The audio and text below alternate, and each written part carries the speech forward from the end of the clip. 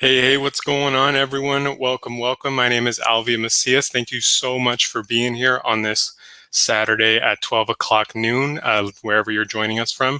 So for those of you that don't know me, my name is Alvy Macias. I run a YouTube channel all about helping first-generation millionaires trying to build and navigate sustainable wealth in the first in their family. And so today's conversation is one that I'm super excited to have because not only are you going to be learning a lot of this stuff, but also I'm going to be jotting down notes as well from a good friend of mine, Taylor, or better known on the interwebs as Uncommon Sense. And so today's conversation is all about Taylor and how she was able to pivot from her previous career into the world of finance, but not in the traditional sense that you all might be thinking of, getting a finance degree or studying economics in college. Taylor was able to do this not having previous finance experience, but still being able to work for one of the biggest investment banks in the nation, and even I would say globally. And Taylor has been able to do this all by networking, understanding who she was talking to in the interview, and kind of navigating that arena really by herself and doing a wonderful job of that. Taylor joins us from Phoenix, Arizona. And with that, let me go ahead and bring Taylor in. Hey, Alvy. Hello, everyone watching. I'm so excited to be here today. Hey, Taylor, thank you so much for taking the time out of your day. I greatly appreciate it. And so, if you could, I've kind of warmed up the audience a little bit. Do you mind giving just a super brief intro about you and sort of what you're doing? Of course. And I just, again, want to say hello to everyone watching. I know friends are tuned in, families tuned in, people of the Uncommon Sense community are tuned in. So thank you so much for being here. But hi, I'm Taylor. I am currently in Phoenix, Arizona, but I was also born and raised here. I graduated from the University of Arizona, Bear Down, in 2018 with a degree in business, and it was business management. So it's very broad. Spent some time in college studying abroad, so traveling and just getting to know global culture. And then fun, crazy thing after college, I spent 2 years as a high school math teacher, then the mortgage industry, and now the finance industry, which I'm super excited to talk about. So I guess a little more about me is that I still live in Phoenix, Arizona. I live with my boyfriend, Isaac, and my 1-year-old puppy, Frankie. And we're just here in the heat. So it's a little bit about me. Awesome. Is Isaac joining? Is watching the live stream I see right Yeah, here but too? I kicked him into our bedroom so that the sound doesn't throw him off. So he's here, very supportive, but he's watching. So Love it. Welcome, Isaac, and welcome everybody else that's joining. Okay, so I do want to give a brief and broad disclaimer here. So, of course, the views and opinions expressed in this live stream do not in any way, shape, or form show the expressions or opinions of Fidelity Investments, which is who we are going to be talking about today. These opinions and experiences are solely of Taylor, and do not reflect Fidelity Investments whatsoever. This live stream is for educational purposes only. Okay? thank you, Alvy. Yeah. Of course. So let's go ahead and just jump right in. Of course, if anyone is in the chat, feel free to go ahead and shout out your Thank name. you. Let us know where you're joining from. I see Dominic here in the chat. Welcome Hi, so much. Dom! Oh my gosh, yes. Yay. All right, cool. So you kind of touched on this a little bit, Taylor, but I want to kind of take people back just a bit. So let's talk about before you apply and sort of let's just go super far back. So again, you applied for Fidelity Investments and it was a relationship manager position, correct? Yes, the official title is financial representative. So yeah. Okay, perfect. So financial representative. So let's go ahead and talk a little bit about what that position is, sort of what your day-to-day looks like, generally speaking. Yeah, so it was really confusing when I first read the job title because there are just like an array of things that were on the job description. But now that I'm in the role, I can definitely see why it's so convoluted. So basically, I like to call myself a glorified receptionist. And basically why I say that is because the financial representatives in the branch. So I'm physically working in a Fidelity location. So there are Fidelity branches, just like the banks, like the Bank of America's, the Chases. There are Fidelity institutions, which I think is kind of a misconception for a lot of people. And so I physically work in a location. And why I say glorified receptionist, because I do a lot of the back office tasks. So like customers come in and deposit a check. I bring them their receipt. I make sure that the coffee and water and everything is supplied. And so that sounds boring, but the really fun part about my job is not only that, because I do think it's fun because I interact with the customers on a daily basis and see, oh, they're opening up a 529, an educational account for their grandson, or they're walking in and they're depositing money into their brokerage account. And so something that I'm so passionate about, which is finance, I get to see and interact with on a more personal basis with clients on a day-to-day basis. And then something else that I do is we provide support to the advisors. So whether that is scheduling their appointments for them or following up with the client if they maybe wanted their statements printed or some other documentation, we're really there to help the day-to-day of the branch function. And now that I'm 3 weeks into this role, I can say that we do so much to just keep the branch going and keep our clients happy. Definitely. I think that's one of the things that when I read most job descriptions, it's so over my head. Yeah. Literally half of it, I'm just like, what does that even mean? I don't understand it, right? So how did you come about first learning about this position, and how did you actually end up getting the position? So I first learned about it online through LinkedIn. Strongly recommend those job sites, LinkedIn, Indeed. Start there. And so I started there. I found this one specifically on LinkedIn, but I was on all of them just looking. And then I applied. And what the application entailed was my resume, which some people like one thing, some people don't, but that was the only thing they asked me for. And that can sometimes be a make or break because it's like you're only submitting your resume. So if they take 10 seconds, which I mean, there's a statistic that's like employers spend 10 to 20 seconds looking at your resume and that's it. So if it doesn't catch their eye, then like I'm done. And so that was definitely a lot of pressure. And I think later in the interview, I can talk about, you know, what things about my resume I put on there. But it was just my resume. And then I had a phone screen and then 2 interviews, which I think we'll talk about later. But that was that's just the cookie cutter, what it took to get my foot in the door.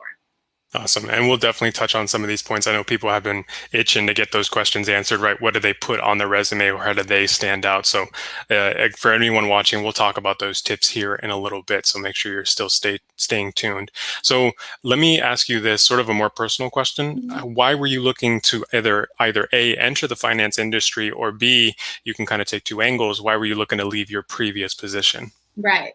Well, yeah, I think my answer will touch on both. And so kind of when, you know, our favorite, the pandemic started about a year and a half ago, you know, everyone was stuck at home, including me. And I kind of fell down the rabbit hole of personal finance. I think it was honestly started on Instagram with Jeremy from Personal Finance Club. Shout out if anyone knows him. He's great. But I found his page, and then I, again, went down the rabbit hole of everybody else that I now have connected with in the personal finance community on Instagram. And I just started self-educating. So I found podcasts, I found blogs, and just really became obsessed with money and how to make my money work for me, and why our traditional system doesn't really promote that and whatnot. And yeah, that's my page, Uncommon Sense. And so about 6 months in, I would say, of me kind of just doing my own research and whatnot, I was like, you know, I really want to share this and just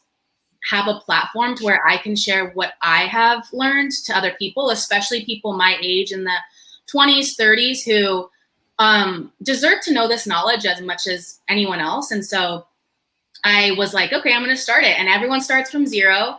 And that's never really been something that scared me. And so I started from zero and had all my friends and family jump on, and then it just has spread. And I'm coming up on a year of this page, and I'm super excited for the growth and everyone that I've been able to connect with. And then, yeah, I was just, I mean, to touch on your second question a little bit, not too much, I was just really unfulfilled in the mortgage industry. I worked for a great company. I met a lot of great people, and I think the timing was great with how it all worked out. Those people that I met at my previous company are lifelong friends, and I think some of them are tuned in, and I love you all. But it was just my time, and I think especially because I had found my passion, nothing was going to stop me from just pursuing that. And so I'm really glad that I took the plunge.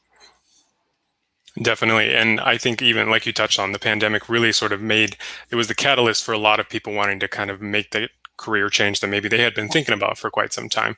I want to touch on your Instagram because I think this is really the culmination and really helps people understand, A, if they haven't seen you before, and B, just how much you go in depth with really making these complex sort of overarching financial topics super digestible. So if you can see here, kind of talking about the importance of investing, the money mindset one, I think is super important because a lot of people don't have the right mindset. They want to try to always, it's never really for them to build wealth and they think it's never going to be for them, or they have to change that mindset. So very, very great information. If you don't follow Taylor, I would highly recommend you head over to Uncommon Sense and give her a follow. Yay! So with that, okay, so now let's kind of jump in. Okay, we know the background of why you were looking to change. So now let's get into the really meat and potatoes of this conversation. So what were you doing in order to kind of get your name out there and really be in the forefront of Fidelity? Were you networking? If so, why and how were you doing that? Yeah, I'll spill the tea, as I like to say on my page as well. Oh, hi, Mariah. Love you. All right. So yeah, in my job hunt, I mean, let's face it, no one enjoys job hunting. I personally hate it. No one likes it. But I was like, you know what, this is what I have to do. And so I think there are a couple of key things. One, networking, like Alvy has mentioned, but I will reiterate that over and over again. I'm a firm believer, and it's not what you know, it's who you know that gets you in the door at least. And so how I was networking was literally on LinkedIn and honestly Facebook groups. So I'm a part of a couple Facebook groups that have really, really helped me. One even helped me get my job in the mortgage industry, and then obviously networking in that same group, I believe, helped me get the job at Fidelity. And so those specific Facebook groups are finance related. They're specifically like women in finance or women interested in finance. So one tip I'll just give already is like, if let's say you want a career in engineering, or you want to go into medicine, I would honestly just join some Facebook groups, and then you'd be surprised the people that are so willing to help and just get involved in those communities. And so honestly, a conversation that I had in a Facebook group led me to a conversation on LinkedIn, which led me to connecting with two employees, two women that work at Fidelity that just were raving about their experience and how much they love the company, and like were willing to hop on a call with me. And so another tip is like, if someone's offering you a call, offering you their time, take it. Mm-hmm. Take it. You may feel awkward because it's a stranger, I don't know them, but these two women were so nice, so willing to give their time. I mean, and they're pretty high up in the company. And so for them to give me a 15-minute call was like, I just felt so humbled and just like grateful that I was given that. And so networking is a huge key. And then what really also helped me, like I mentioned the resume before, keywords from the job posting on the resume. So if for example, if the job posting says detail oriented, include a point from whatever position that you were in. It could be, something as tedious as like a summer job, or like working at a summer camp, or something that you don't think is significant, but mention something in there about how you were really attention focused or detail oriented, or just match as many words or phrases from the job description on your resume, because I'm not sure what kind of platform Fidelity uses in this case, but if it's automatic, like if it's an automatic resume reader, like a lot of companies use these days, then if those keywords aren't on there, that resume is not going to be passed on to the recruiter. So those are two big things: networking and match your resume to the job description as much as possible. Definitely. And sort of, if you could, Taylor, just go a little bit into more detail about networking. So, okay, I reach out to someone, let's say someone at Fidelity Investments. Hey, heck, someone might watch this and want to reach out to you. And what is that appropriate approach? Do they say, hey, can you talk to me? Or maybe what did you talk about in that conversation to give someone some guidance on that? Oh, I actually love that question. Thank you for asking. So so like I said, I met, networked in those Facebook groups, but also, oh, hi, Dad, he's joining. Hey, Dad. In those Facebook groups and, but also on LinkedIn. And so on LinkedIn, 3 things I would recommend. 1, keep your message short and sweet. And what that would entail is, hi, my name is so-and-so. I'm really looking to enter this industry, or I'm looking to, apply at this company that I see you're working for. Would you mind giving me a little bit about your experience, or even be willing to hop on a 15-minute call? Mm-hmm. And again, I would also recommend copying and pasting that message, because you might have to send it to 10, 20, 30 people. I mean, and I have friends that have job hunted for 6 months and job hunted for 3 months. And so your timeline will vary. And, but if you keep persevering, I promise it will work out, but you will have to send many, many, many messages. And so again, I would just keep it short and sweet, because again, these people, like, everyone's busy, we're busy, and you will get a bite at, hey, I'll jump on a 15-minute call with you, or I'll send you this link to where you can learn more information. I got a lot of those as well. So even though if people weren't willing or just didn't offer a call, which I don't blame them, they were willing to direct me to the right resource. Like, they directed me to certain finance companies, recruitment pages, career pages. And so I got a lot of resources from that as well. But again, I would keep a message short and sweet, and don't get offended if you don't get replies. Like, don't take that personally. And so, yeah, I think that's it. Definitely. I think most people get easily offended, and I don't even know if offended is the right word, but just they think, oh, well, I sent one message to one person and they never responded, or they said they're not available, I'm not going to network to anyone. It's mostly a numbers game, right? You have to send out 10 messages to get one bite on your fishing pole, if you will. Totally makes sense. Can I say one more thing, Alvy, really quick? Of course. And ultimately, it's, this is on you. Like, if you're looking to enter a different industry or pursue your dream career, like, it's going to take some work. And I think I realized that upon starting this journey. And I was like, this is where I want to be, and this is where I want my long-term career trajectory to start. And so I was willing to put in the time. And so I would also suggest that, like, if you're really looking to make this change, make sure that it's something that you are really passionate or interested about, or can see yourself in for a really long time, because that's going to fuel the fire to help you navigate this. Because you can get no replies, you can get one reply for 50 messages you send, and if you're not motivated yourself, then you're just going to quit. And so I would just really go after what you're passionate about, and then just don't stop. Absolutely. So important, especially if you're entering the world of finance. You really have to have a passion for it. Otherwise, you're just going to be another cog in the system, or you're going to be super displeased with your career maybe 5-10 years down the road. So, Taylor, it sounds like this is something you really, really care about. Yeah. I mean, and that's why I have my Instagram page too, is because it's like, it's not only fun for me, but it's something that I'm passionate about. And so I don't see my Instagram page as work. I see it as just a platform to help people and just have fun and connect with people along the way. And so, so I'm just really grateful for having found this for myself. Definitely. So talk to us a little bit about, what was the application process like? You can go into as much detail as you wish, or you can kind of keep it general, broad strokes. Yeah. So like I said, it was just initially submitting my resume and then crossing my fingers that I would get a call.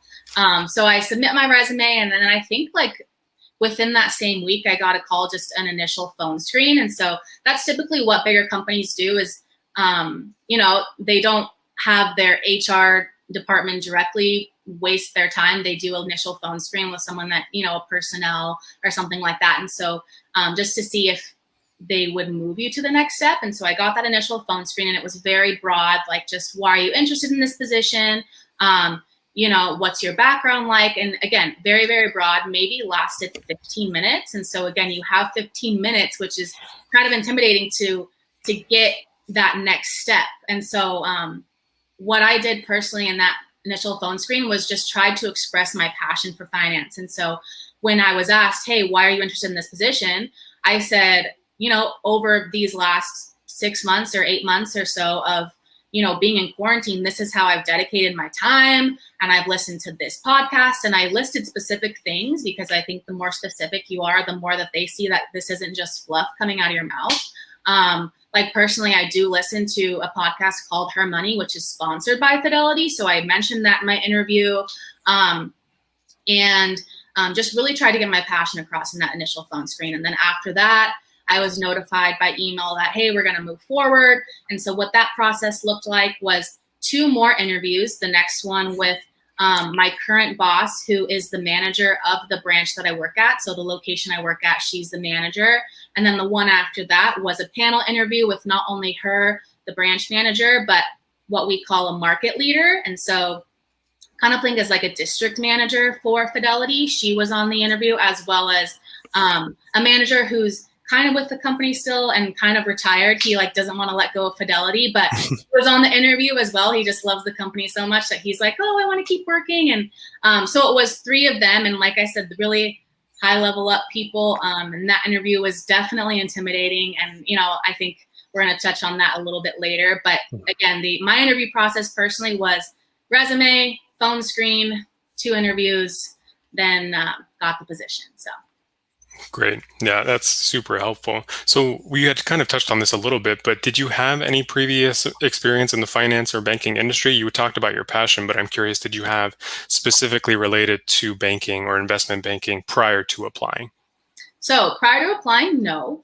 But what I do think helped me, at least in the resume part of it, again, whether Fidelity does automatic or someone's physically looking at my resume, I couldn't tell you. But being in the mortgage industry, like I said, I think was a blessing in disguise, because that's some financial service experience. And on the job posting actually for this, it said, financial service experience preferred. And so when companies put that, again, that's not a make or break. But I think that was definitely one thing that helped me at least get in the door. Because like I said, before that, I was a math teacher. So education, not necessarily something that investment banking is looking at, although there are skills that are transferable. You can always bring skills from any position to any job. I am a firm believer in that. But again, what I think helped in that initial phone screen, or at least to get the phone call, was working in the mortgage industry. And so, like I said, no regrets of my journey whatsoever. Definitely. And I think having that initial just financial mortgage experience definitely helped. But I'm curious, do you think that was the sole thing that really helped get your application noticed, or was it maybe something else?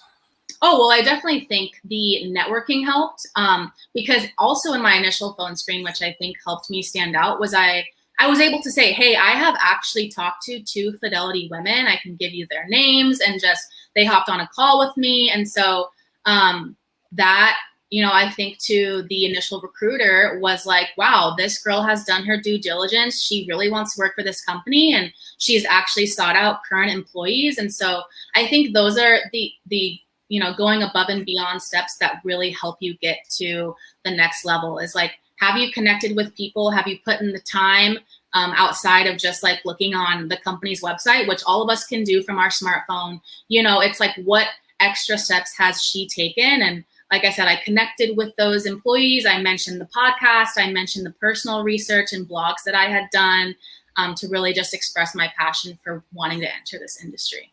Definitely. It's, again, like you said, it's not what you know, it's who you know. Taking, I think, the extra 30 minutes to an hour to trying to reach out to someone that currently works in that position will pay dividends in the long run, because you're taking that extra step, not just Googling the company that anyone can do. You're actually going out of your way.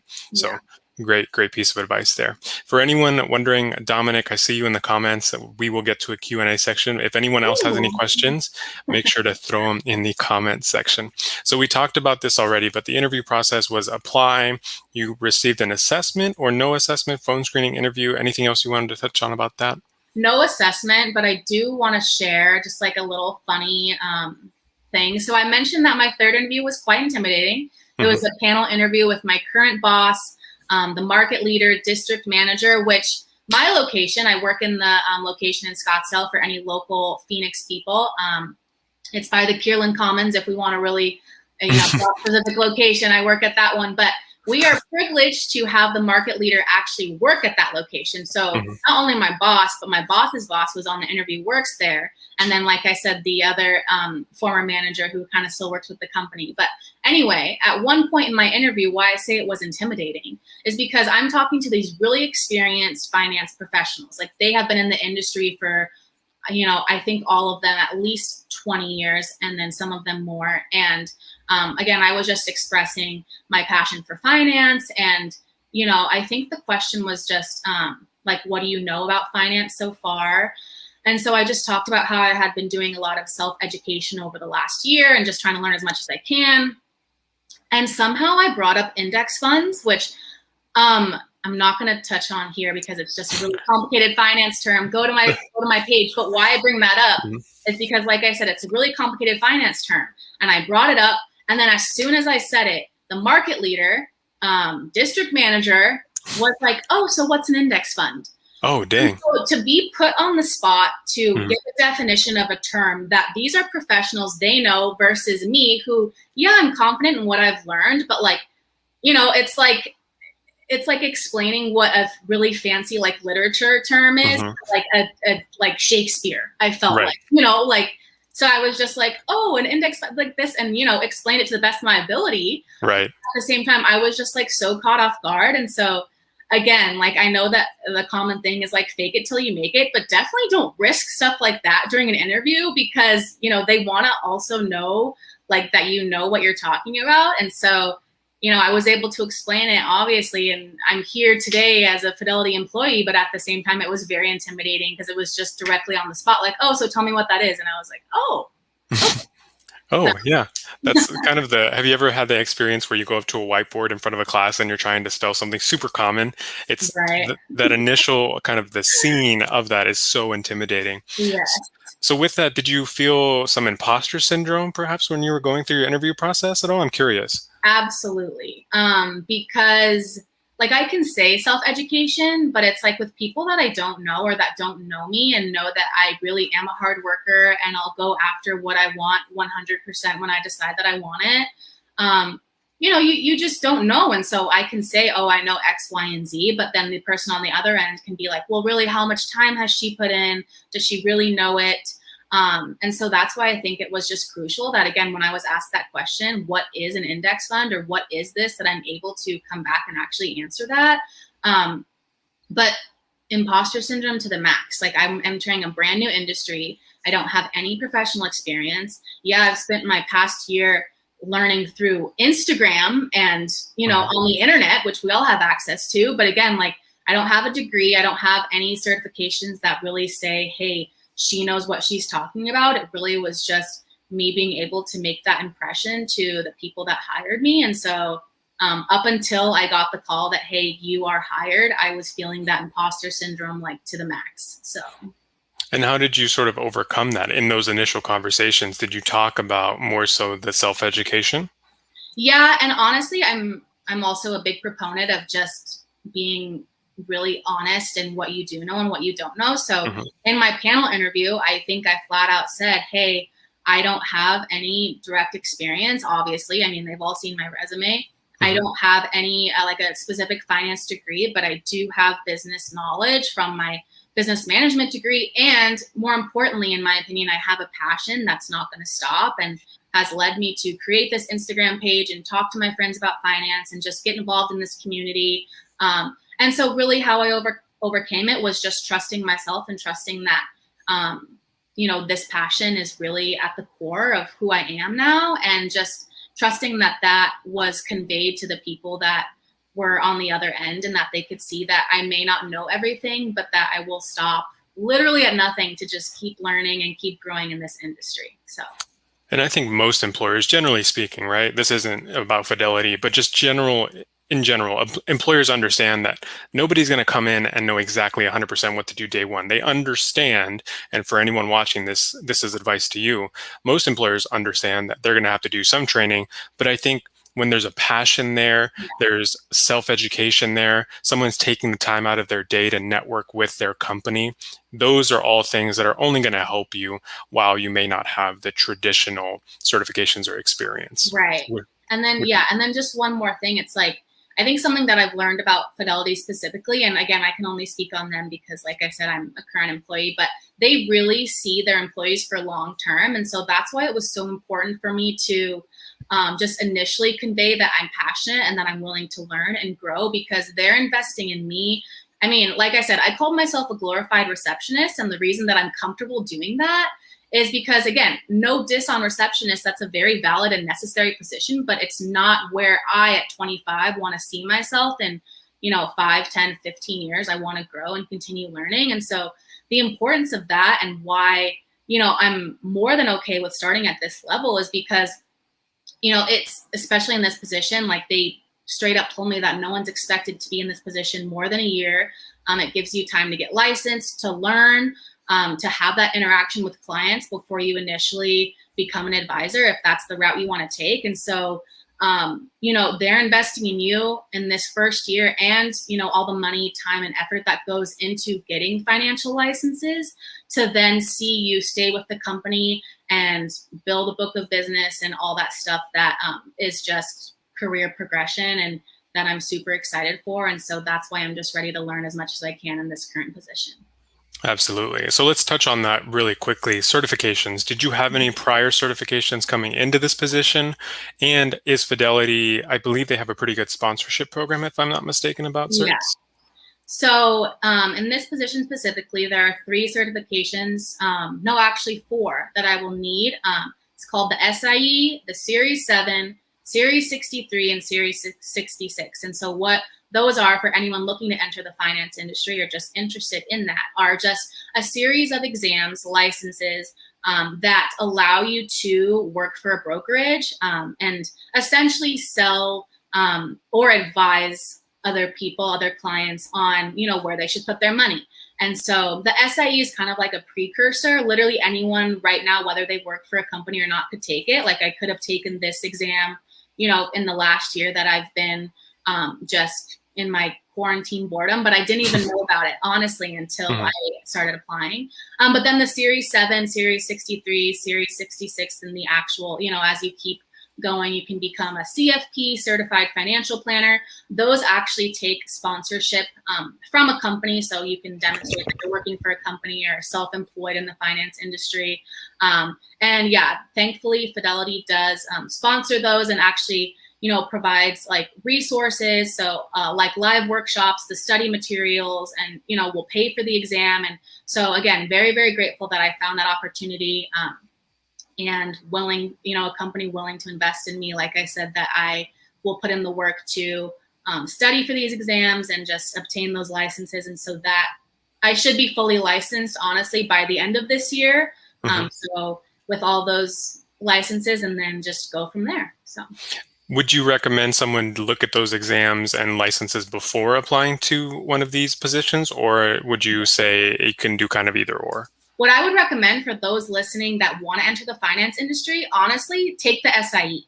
So the SIE is like, I want to think about the SAT. It's like the PSAT. So it's like the before the actual license, I guess, but now it's like required. It didn't used to be. Like I have some coworkers who are like, oh, I didn't have to take that. And I'm like, wow, darn. So take the SIE on your own. Even if you fail, it really doesn't matter. Again, especially if you're not hired yet, but take that before entering an interview. One question I actually also got asked, which I thought, wow, this is my break, I just blew it, was in my panel interview. The market leader asked me, oh, well, if you can take the SIE without having a job or like being sponsored, why haven't you taken it? And I was like, oh my gosh, like she's so right. Like I should have took the initiative to take it. And so I thought I blew it. I basically said, you know what, I just honestly wasn't informed enough to know that this was available to me, on my own without actually having to work for the finance industry. So that would definitely make you stand out if you could say, hey, I don't even work in the finance industry, but I've taken this exam and I've taken the initiative to, try my best at this. So definitely having that initiative. Yeah. That initiative is definitely helpful. So that's great advice. So now I want to transition a little bit into talking about going into the actual position that you hold and sort of, okay, we did the interview, now you're actually in with Fidelity. So what is your official new title with Fidelity Investments? Yeah, so my title is financial representative, and like I said, I'm physically at the location, so it's standard Monday through Friday, like 8 to 5, and I interact with clients on a daily basis. And so 3 weeks in, I'm so surprised at how many people actually enjoy coming into the branch, wanting that face-to-face interaction. I would never expect that we have like regulars at a bank, but we have people that we see on like a daily, weekly basis, and that just want to come in and say hi, and and are there also to talk money. So we're there, and so yeah, my title is financial representative. The next, I guess, step are like financial consultant, financial advisor, and so you can keep working your way up the ladder. But my current title is financial representative. Okay, great. And sorry about that if there was some technical difficulties there. Apologize about that, y'all. When you're in your new position, what are some of the key results that you're specifically focusing on, either for your position, sort of the metrics that you're looked at, and also just for Fidelity Investments as a whole? Mm-hmm.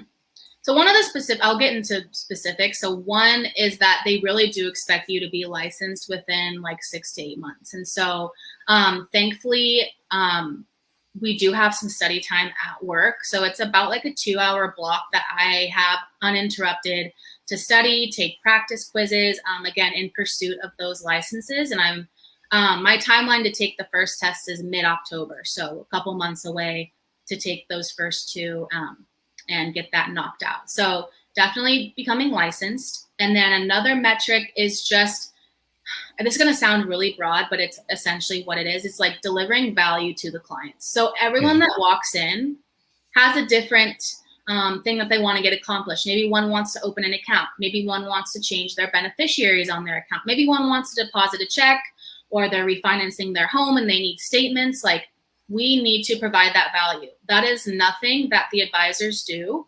Really, my coworkers and I, which there are 4 financial representatives at my location, so me and 3 other people, we handle every single person that walks into the branch unless they have an appointment. So advisors are not doing anything else besides reviewing their book of business or meeting with the client, and we do everything else. And so the 4 of us deliver value on a daily basis to everyone that walks in.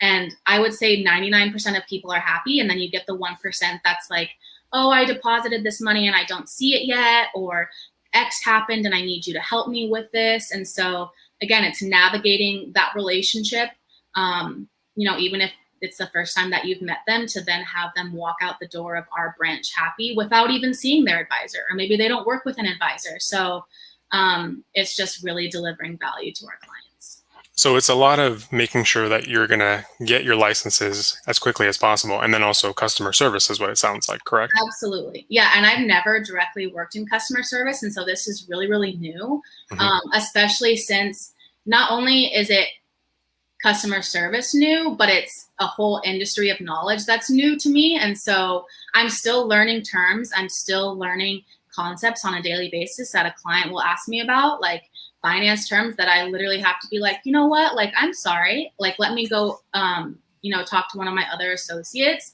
And so, just doing the best that I can, but also just accepting that this is going to take a while for me to actually fully understand, and that I'm just doing my best every day. Well, it's a learning curve, right? No matter in any position, there's always probably that 3-month window where you're learning the acronyms, you're learning who to talk to and who maybe not to talk to about certain things, because they're gonna think you're dumb or something, right? Yeah. So it's definitely worth noting that. So in that case, then, how do you measure the success of your role? Is it mostly just making sure everyone's happy and then getting your licenses? And also your licenses, do you have to have them all within a certain window, or is it kind of progression based? Right. So the SIE and the Series 7, and then are, like I said, are the ones that I should be expected to take around mid-October. But like, from my understanding, and everyone at Fidelity has been great, it's like, if if it becomes like November, it's not like I'm going to get fired or anything. Like, they understand that we're human. But also at the same, like, they want you to get licensed because, like I said, they don't see employees in this position long term. And so licenses are definitely a metric of success, but then it's also, I think it's just clear work ethic. Like I said, my coworkers and I, so the 4 of us, are expected to manage like really all of the day-to-day operations of the branch. And so I think another way is like if we just started getting like a bunch of customer complaints, or like people started leaving really angry, or if just the day-to-day operations of the branch weren't functioning, then that would ultimately fall on us. And so it really just is a daily like just check-in of like, are we oh, you take your 7 in 2 weeks. I just had to stop. Sorry, I got a comment. Good luck, Ryan. Oh my gosh, he takes his Series 7 in a couple weeks. Good luck. That's so exciting. Hopefully that goes well because I'm already nervous and I don't even take mine for a couple months. Anyway, but it really is just like because there's certain paperwork we have to fill out, certain daily tasks. Like one I'll just briefly touch on is like, that everyone that is at Fidelity is pretty much somewhat investing in the stock market. That's where they have their retirement accounts, their brokerage accounts. And so every day at 1 p.m. Arizona time, 4 p.m. Eastern, the market closes, which why is it 4 p.m. and not 5 p.m. Eastern? I don't know. That's been a question that's bugged me ever since I started working. Why it's not 5 p.m. But anyway, that's so weird.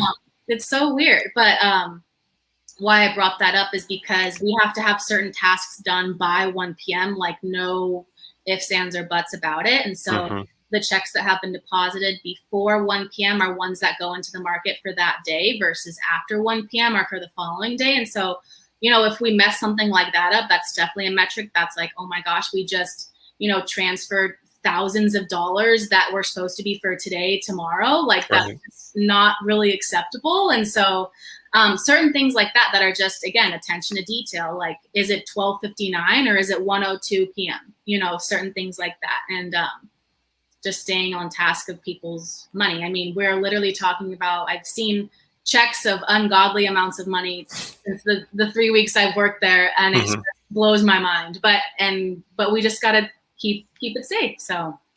Yeah. And it's being exposed to that kind of culture, right? Where someone's bringing in a check. I couldn't even imagine having a check of 6 or 7 figures. I would literally, I would vomit.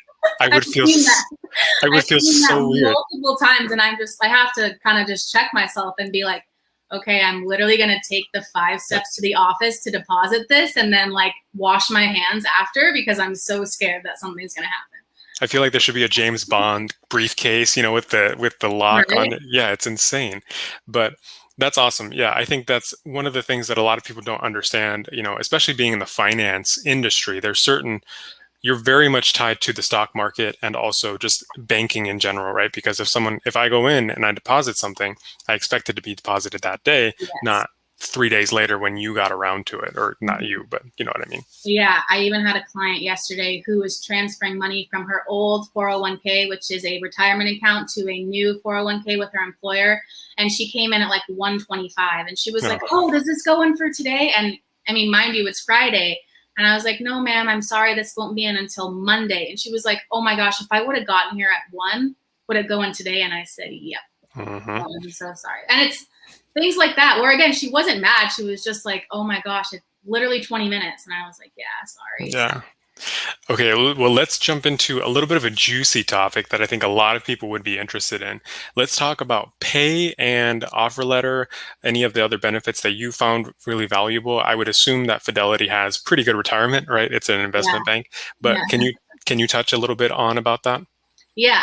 So one thing I want to note before I touch on this is on my Uncommon Sense page, I'm all about transparency. So I post a lot of my, personal finances, again, like nothing that would like breach my own privacy, but I'm just really transparent. I think that that should be normalized, and that's my personal opinion, but just to be, up to your comfort level. So some people are more comfortable posting their salary or just saying about what they make in their career progression. And I happen to be one of those people. So I did have multiple offers from different companies. And so Fidelity was my highest offer. And so my starting salary right now is 46,000. And so that is my base salary. And then they do a quarterly bonus. And so that again just depends on how the recruiter explained it to me, was just on like metrics. And I think I even asked like, okay, so like what kind of metrics? And she basically said how I've answered the question on this interview is just like, are you doing the daily tasks and like, ensuring that our customers leave happy? And so as long as I keep doing my job, there's a quarterly bonus that the company offers. What else? And then their retirements and benefits package, honestly, is absolutely amazing. This is basically my second like big girl job, or I guess third big girl job if we want to call teaching. And I thought the health care at my previous job was pretty inexpensive, but Fidelity's is like half that cost per paycheck with full coverage. And so I'm just like really, really impressed and also grateful because I understand that healthcare is a privilege. I'm very grateful. And so that is great. And then they do match up to 7% of my 401k. So for those unfamiliar with that, 401k is a retirement account, and employers can decide whether they want to match a certain percentage of your contributions.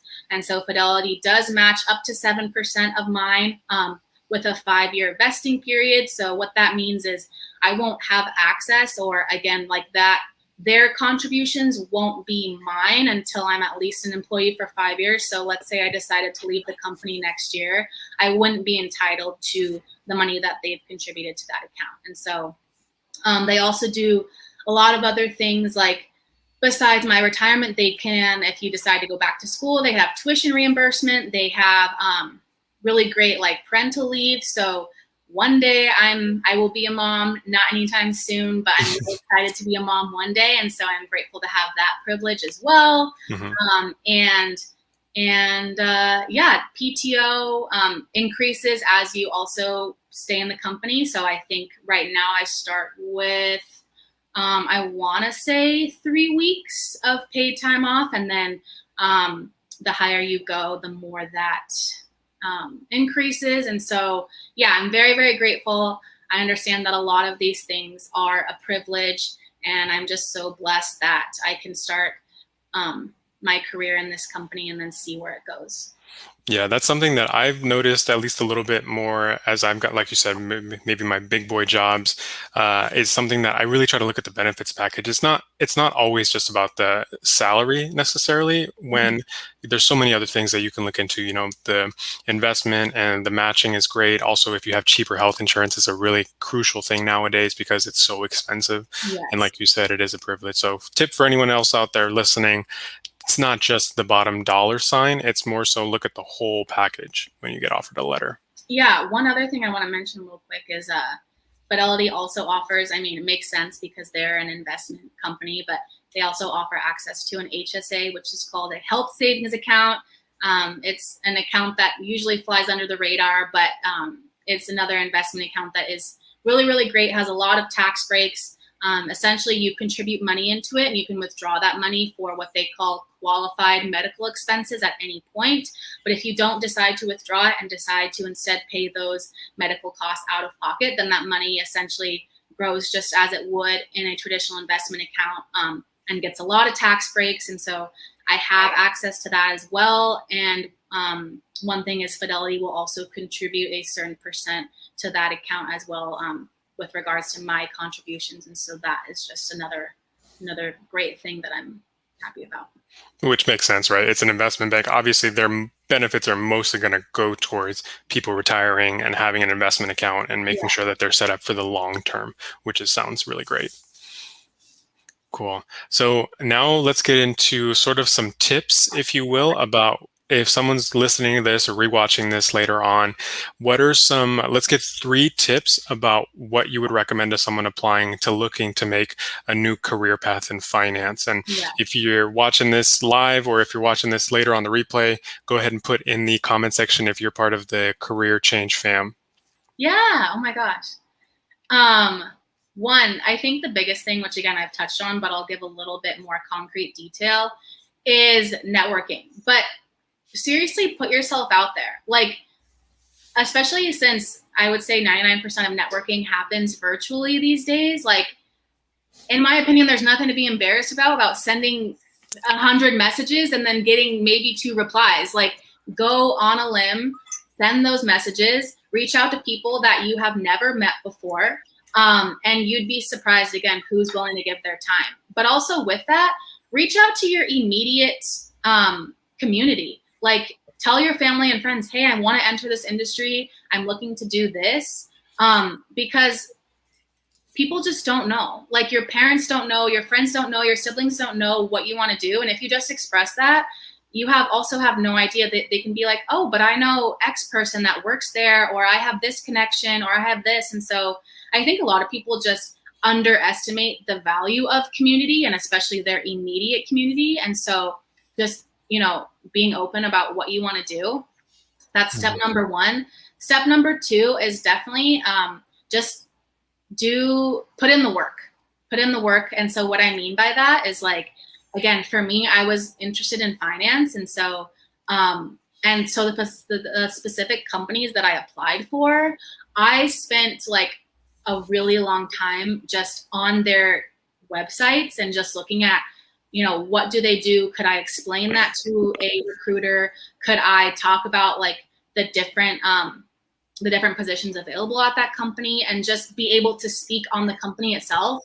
Because I think, again, one of the most important questions that really makes or breaks an interview for you is, why do you want to work for us? Like, they can, you don't know how many applicants they have. You don't know how big their pool is of applicants. And so you want to stand out. And I think the biggest way to do that is being able to articulate confidently why you want to specifically work for them, and showing them that you have done your due diligence. And then third, just be patient. Like I said, job hunting sucks. I'll be the first to say it. And just be patient. I think that everything happens for a reason. And would I have liked to enter this industry straight out of college? Absolutely. But I do think that my teaching experience and my mortgage industry experience helped me get to where I am today.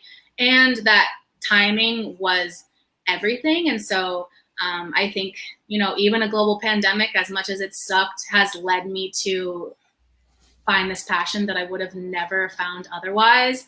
My experience in the mortgage industry allowed me to meet people that are now lifelong friends. And my teaching experience just really helped me navigate my first time in a career, in a big girl job, and what I liked, didn't like, to then seek out other positions. And so everything happens for a reason.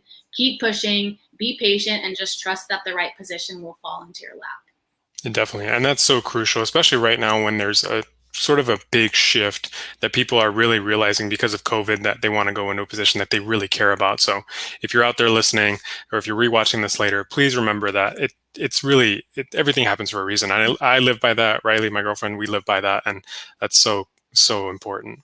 Yeah. Awesome. Thank you. So Taylor, I got to ask, can we do a quick Q&A session? Is that okay with you? Please, I would love that.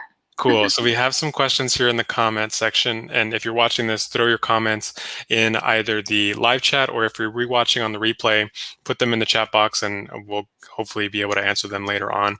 So let's go ahead. I just discovered the comment section. Oh my gosh, I didn't see this before. Hello, everybody. That's so funny. So Dominic Martinez is asking, now that you got your foot in the door at the career you've wanted, good job, by the way, awesome. In this moment, what is your end goal at Fidelity? Wow, I love that question. Honestly, I don't know, because I think a lot of people would assume about me that I just want to be a financial advisor. And frankly, I don't know that I do. And part of that is I don't necessarily like the sales aspect-y part of it. I would love to navigate those relationships with my clients once I had them. But the thought of me, calling people, it's just that's just something that not appeals to me and excites other people. Personally, not my thing. But also, I could see myself doing that once I became more familiar with the industry, because I think a part of me is just kind of scared of the sales aspect, because again, this is all new to me. So it's kind of like imposter syndrome of could I actually build a book of business? Not trusting myself. But I think my loved ones and the people around me and the people that have supported me from day one would be like, no, Taylor, you absolutely could. And so I just need to believe that myself. But another route that I could see myself end goal at Fidelity is like something in corporate education. And so what I mean by that is being someone from Fidelity that goes to companies that we support their retirement plans, that have their 401ks through us, and being like, hey, I see that, 40% of your employees are enrolled in their 401k, but this 60% aren't. Like, is that because they don't know what a 401k is? Like, how can I help? Or if people aren't taking advantage of their full employer match because they don't know what's there. And what I mean by match, again, for the listeners, is like if your employer contributes up to 5% of what you contribute, take advantage of that full 5%. Don't just contribute 3, 4. I would strongly recommend contributing 5. And so I think there just needs to be more education around retirement, around these benefits. And I would love to be like a spokesperson per se for Fidelity, to travel to these companies and just be like, how can we maximize your employees' retirement? Just my own sort of vision as you were talking, I could so see you doing that second, the latter, right? Where you're going in and talking to people, giving them the education about why matching up to the match is basically free money, and making sure they take advantage of that. That's on my opinion. Yeah. I think you would 100% exceed in that role. Thank you for that question, Dom. Cool. So let's bring in Papa Taylor. Yes. And he's asking, your abuela keeps teaching us about one of the financial basics, saving at least 10 to 15% of your income. Would you tell us any other advice to achieve our financial goals, i.e. retiring as soon as possible? First of all, Dad, I didn't even know that you were aware of this percentage. So clearly we need to talk about finance more, because this is like a baseline, and absolutely what I would recommend that anyone that is in a position to do so, like 10 and especially 15% of your income go to retirement savings. Yes, like especially in the personal finance community, that is also strongly advocated for. And again, the more the merrier, but if you can at least start with 10 to 15% now, please do. With regards to retiring ASAP, which I want to do, I mean, I know a lot of us in the personal finance community are just really obsessed with quote unquote the FIRE movement, right? Yeah. Independence, retire early. To do that, really simple: invest early and often, and live below your means. So, have your expenses be as low as possible. But I also am aware that you can only get your expenses so low. So it's also about increasing your income. How can you increase your income? Whether it's through career progression, whether it's through starting a side hustle, starting an online business. I think it's easier than ever in a way to make money these days. It's just, putting in the work to do it. And so increasing your income as much as possible, limiting your expenses will get you that early retirement. And then just a broad thing is just keep track of your numbers. Like, make sure that you know what you're spending. Doesn't mean you have to use a budget. I personally love using one, but some people don't, and I get it.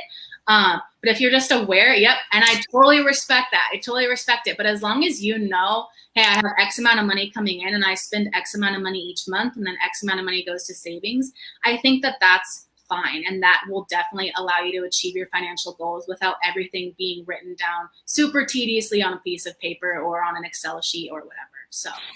Yeah, and I think it really comes down to those two factors, right? Knowing your numbers in terms of making sure you're living below your means, and then also increasing your income. And that's something that I think recently I reread Ramit Sethi's I Will Teach You to Be Rich book, and he talks a lot about that, living on things that you really care about, that you value, but also understanding there's only so much you can cut, but there really is no limit to how much you can earn. So understanding those two.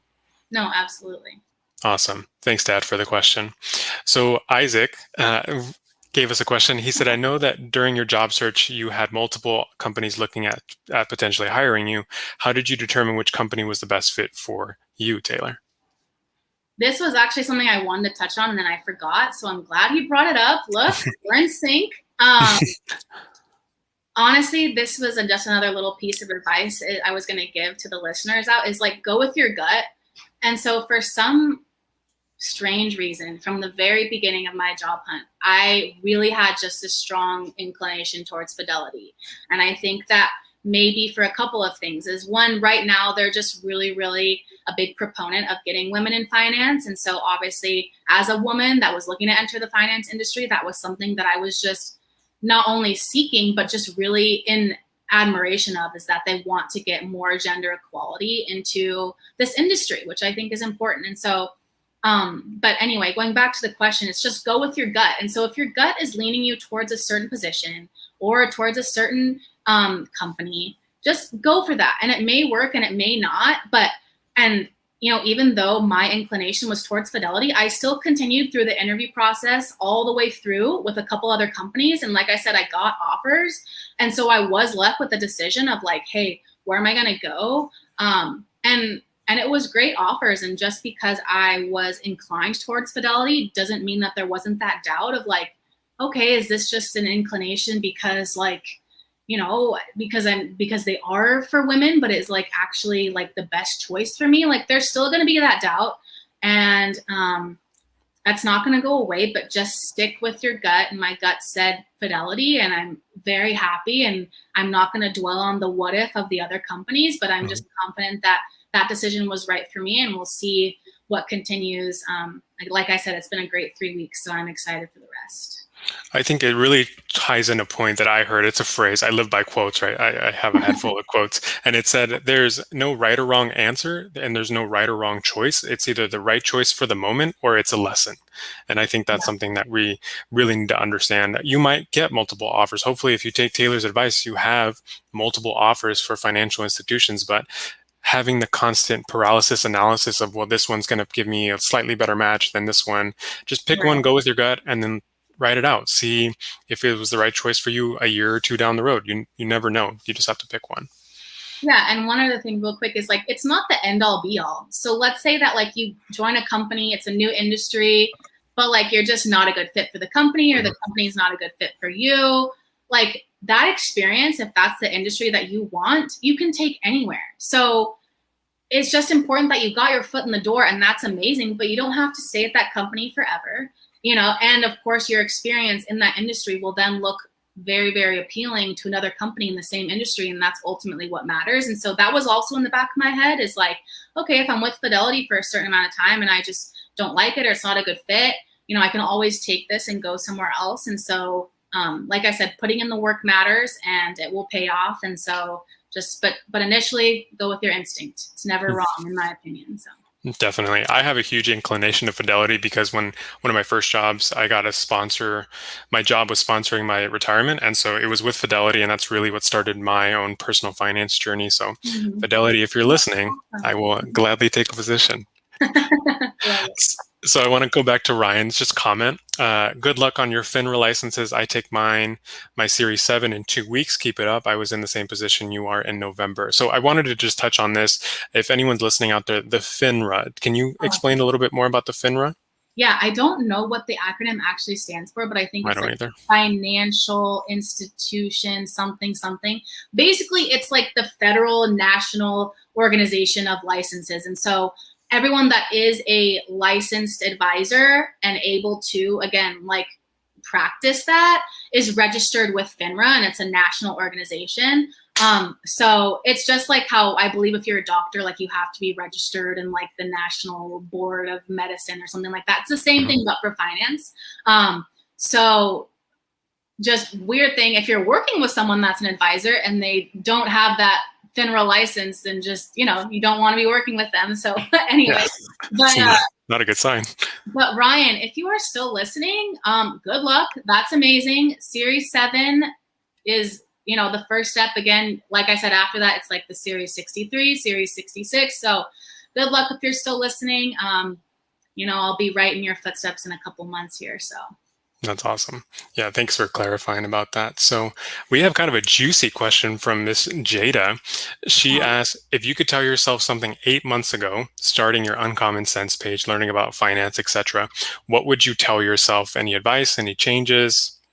Okay. For anyone that's listening, Jada is actually my little sister. She's 14, and I've always said she needs to be a vlogger. She's so funny. So anyway, I think she's asking me this because she secretly wants to start a page of her own and just hasn't done it yet. But do it.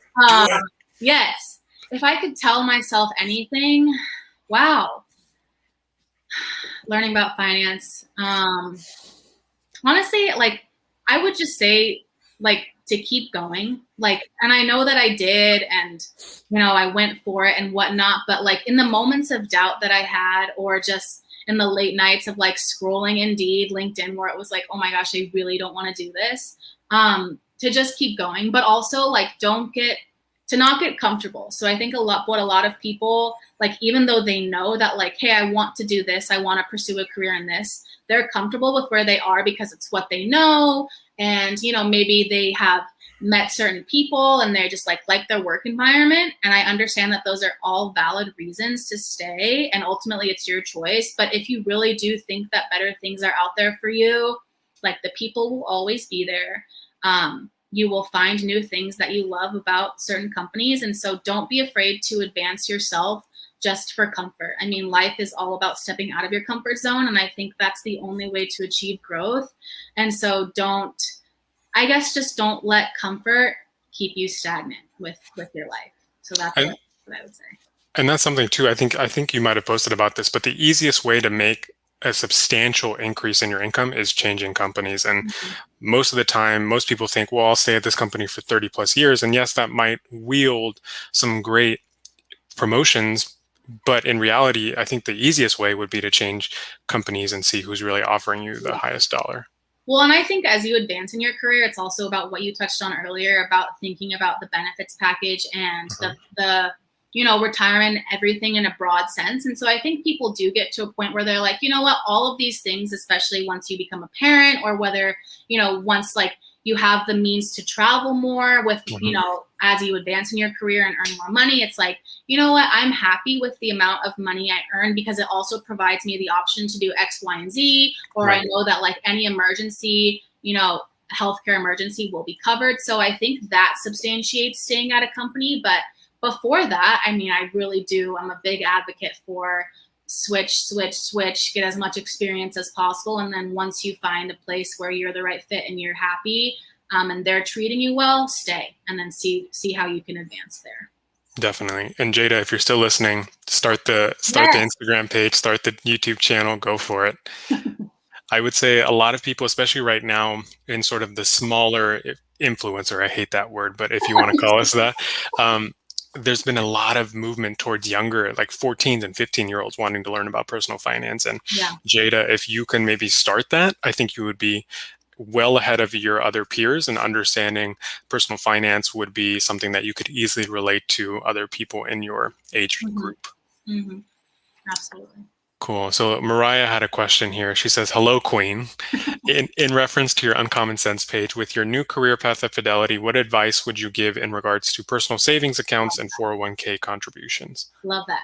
Also, Mariah, if you're still listening, and I know that your mom's listening too, hi, can't wait to meet you. Thanks for visiting Phoenix. Anyway, advice would I give to personal savings accounts? Don't let your money sit in a traditional bank account. Please, please, please. I was not informed about this, like I said, until doing the self-education, but like your traditional bank account. What I mean by that is like if you have a savings account at Bank of America, Chase, I don't know, all the traditional Wells Fargo, like look at your statements and see that in your savings account, you're earning maybe 0.001 interest on your savings. Like when I actually looked at my own and saw that, oh, I get 1 penny every month. Yay. Like I was like, wow, this needs to change. And so where I recommend saving your money is in what's called a high yield savings account.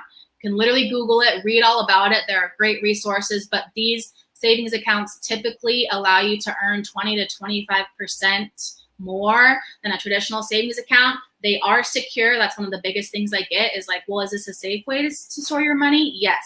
They're federally backed. It's the same thing as, again, just walking into a Wells Fargo, a Chase, but they're just online. So they don't have physical locations, but you can transfer your money at any time. If you had an emergency and you needed it, you can use it. That's your money. You're entitled to it, but it just grows more than it will at your traditional bank account. So I would recommend opening a high yield savings account immediately. It takes 10 minutes online from your phone. Do it. It's the best one of the best things that I've done for my savings. And then with regards to 401k contributions, make sure that if your employer does offer a match, take advantage of it. So if you don't even know what that means, call up your HR representative. Trust me, they want to talk to you. That's what they're there for, is like to talk to people about the company benefits. And a quick, literally 5 to 10 minute phone call can allow you to understand, are you taking advantage of everything that you can? Or do you need to increase your percentage? Or I think a big misconception is that if you're just putting money into the 401k, it's just going in, which yes, it is. But within that 401k, you can decide where that's actually being invested. So the 401k is just the pot, but inside the pot, you can decide, okay, I want my money to go towards individual stocks or bonds, or what I mentioned earlier called index funds. So, and like I said, if you have no idea even where your money is going, a quick call or just logging into your portal, your HR portal, or wherever your employer has their retirement accounts, can allow you to get that information. And like I said, if you're like, I don't even know where my portal is, email or call your HR people. That's what they're there for. Time is money. Do it this week. Don't keep waiting. But again, just be informed. I think just the big, broad answer to that question is just be informed about your money. And the only way you're going to be informed is actually taking action and getting that information. So. Absolutely. And one thing that I think perhaps happens a lot, especially when it comes to 401k and stuff like that, it's people have this, I have no idea where I'm even starting or what I should ask, and just get over that. Understand that a lot of this stuff is convoluted and complicated. We understand that, but not understanding it and not taking the time to learn about it is doing you absolutely no favors. You're literally robbing your future because you chose to not learn about this stuff when you're younger. Yeah. And I think a lot of people choose to stay in the dark, which I don't blame them, because they have their own imposter syndrome with regards to money. Like, oh, but I don't know about this, so like, how could I make a change? Trust me, everyone starts there. Everyone, like, I didn't know what a high yield savings account was. I didn't know what a 401k is. I didn't know basically 90% of the terms that I now work with at Fidelity on a daily basis before I just used Google. Like, and so don't let that imposter syndrome stop you, especially because I think a lot of people listening or that will listen after are quote unquote younger in their 20s and 30s. And so you have so much more time to actually just let your money grow and work for you as I want it to. And as I know that you want it to, but just as someone that's such an advocate for personal finance, like I want everyone's money to work for them. No one's taught this in school. So again, you are not to blame here, but it's going to be on you to actually make the change. And it really just all starts with 10 to 15 minutes, weekly, daily, to be on Google, reach out to your community, learn about finance. There are so many free resources. It's just amazing. Oh my gosh. And my friend Mackenzie just joined. Hello. All right, cool. So let's jump down to Mackenzie here. So she's asking a question. So besides your amazing Instagram, what are some of your favorite financial resources, books, or people that you learn from? I just want to give a quick shout out to her too, because she's starting like a fashion journey that I'm really proud of. So go Mac. Cool. Everyone just pursuing their passions here. Love it. But, I've talked about this earlier in the interview, but the Her Money podcast, again, I was a fan of this before I started working at Fidelity, so I promise this is not just a plug, but it's called Her Money. Yes, it is geared towards women, but there's plenty of male listeners too, and it's just an amazing podcast about personal finance. Another resource that I would use, especially for people wanting to just learn basic finance terms or learn about stocks or what is an index fund that I've mentioned like 17 times during this interview. Nerd Wallet and Investopedia. Those are the two quote unquote blogs or, searches from Google that I trust the most. And most in the personal finance community do recommend Nerd Wallet and Investopedia as like they're trusted. Like if I just want to Google a question, I know that's not just like some random person on the internet writing. So those are 2 online resources. And then books. I mean, there are tons of financial books. I personally started with Rich Dad Poor Dad. I love that as a good starting point for anyone just interested, because it really just shifts your mindset into like, instead of working for money, having your money work for you. And honestly, that was a big influence from my parents. So shout out to my dad if he's still on here, because you really helped inspire this. But Rich Dad Poor Dad is a great place to start for the mindset shift. And then after that, I mean, it's just endless. Like, what is the book that you mentioned earlier, Alvy? Because I've also read that. It's Ramit Sethi's I Will Teach You to Be Rich. Will Teach You to Be Rich, A Simple Path. There's also one that's called The Simple Path to Wealth, which is an amazing book. Literally just Google top 10 finance books, and I guarantee those 3 that we just mentioned will be on that list, but also plenty of more. And you can also Google like specific things. Like, for example, if you want finance stuff related to specifically like real estate investing or stock market investing, just include that in your search. I promise Google is a great place to start. But definitely, like, as whatever is your preferred way of learning, whether that is podcasts, books, reading, blogs, there is something for you. And so just try it. And I'll make sure to put, if you're watching this as the replay, I'll make sure to put in the description box down below all the resources that we talk about, so easy access for everyone. And one thing I want to talk about in terms of resources, we've kind of just touched about this, but I want to give out also my sort of quick shout outs. The Ramit Sethi book that we talked about, super, super helpful. Again, talks about how to understand that you need to have $30,000 conversations, not just $3 conversations, which is really important. And the other one that I've been really getting into a lot recently is the Yo Quiero Dinero podcast. It's by, I believe it's Janice, I forget what her last name is, but it's mostly geared towards female Latinas who are looking to get into finance. But again, you take inspiration from wherever you can, and she's done a really good job with her format and the guests that she brings on. And again, all of those resources will be linked in the replay if you want to click on any of those. Her Instagram page is amazing as well. Yo Quiero Dinero. Is it Yo Quiero Dinero or Yo Quiero Dinero podcast? That's her handle. I think that's her. I think that's her handle.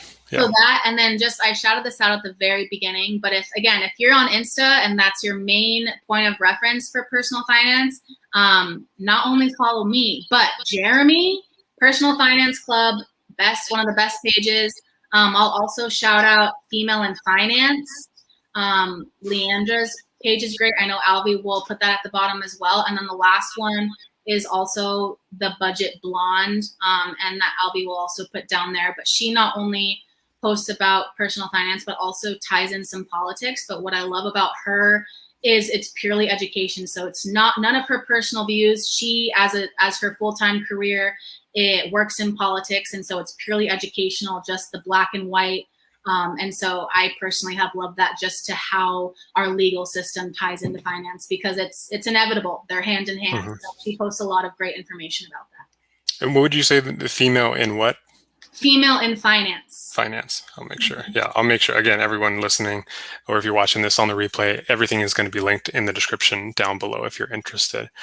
Okay, awesome. Well, Taylor, we've reached the end of our conversation. This has been super, super helpful and informative. Where can the people find you if anyone is interested in watching this live or in the replay, if they want to get a hold of you? Yeah. So again, my personal finance page, Uncommon Sense.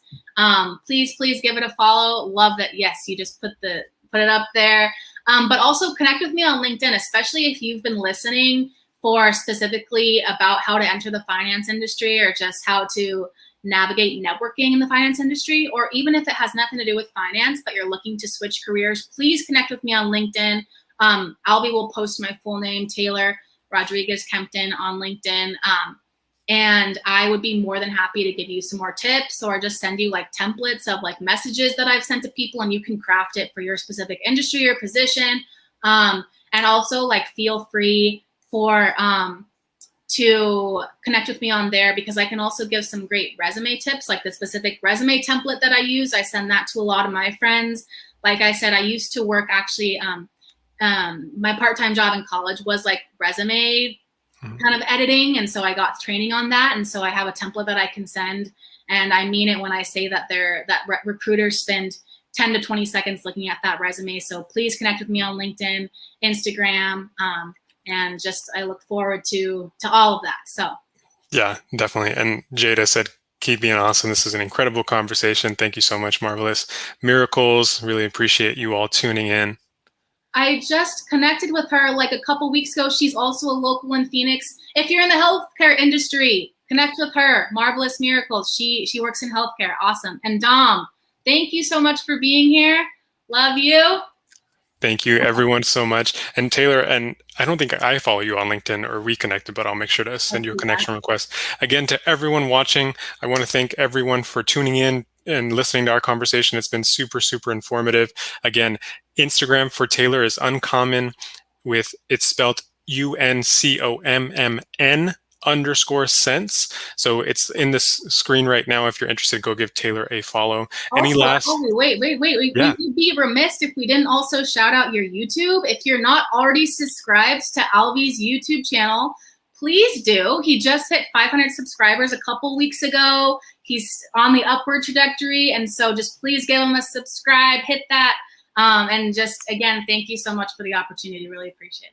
Of course, it's been my pleasure and honor. And again, like Taylor said, at Alvy Macias here on screen, you can just look that in the YouTube search bar and that'll pop up. Taylor, any final questions, comments, concerns, final plug, anything you want to shout out? No, I just want to say, thank you so much to everyone that tuned in. Thank you for this opportunity. Like I said, a year ago, I would have never imagined that, I would have an Instagram page, that I would be doing this interview. And so it really just takes starting. And like I said, everyone starts at zero. You're going to have 0 followers. You're going to be upset at oh, I only got 2 likes on this photo. Trust me, we've all been there and it's okay. Just keep pushing. I think the most valuable part of this entire journey has not even been growing a page to almost 3,000 followers by myself, but it really has been the people that I've connected with, including you, Alvy, including everyone in the personal finance community. I mean, certain people on here like Marvelous Miracles and just Ryan, I assume, is from my page, and just so many people that tuned in today, I wouldn't have known if it weren't for Uncommon Sense and the debt-free community and the personal finance community. And so that has been the most valuable aspect, not the likes, not the comments, not the gratification of social media. It really has just been this community. And so I'm so grateful and thankful for everybody that's tuned in and for this opportunity. Thank you so much. And with that, I want to close and remind you all sort of my last little comments. Again, thank you everyone for watching. And remember, the world needs your perspective. And if you're the first person in your family that's trying to break the cycle of poverty, remember, it's not going to be easy. And there's a reason why generational wealth takes time to build, because you're ending the cycle of poverty in your family. So with that, we close. I thank you all for watching. And if you wanted to, again, see anything or click on anything that Taylor mentioned or I mentioned, it'll be in the description box down below. So with that, have a happy Saturday. And thank you all so much for tuning in. Thank you, everybody. Thanks, Alvy. Thank you, Taylor. Bye-bye.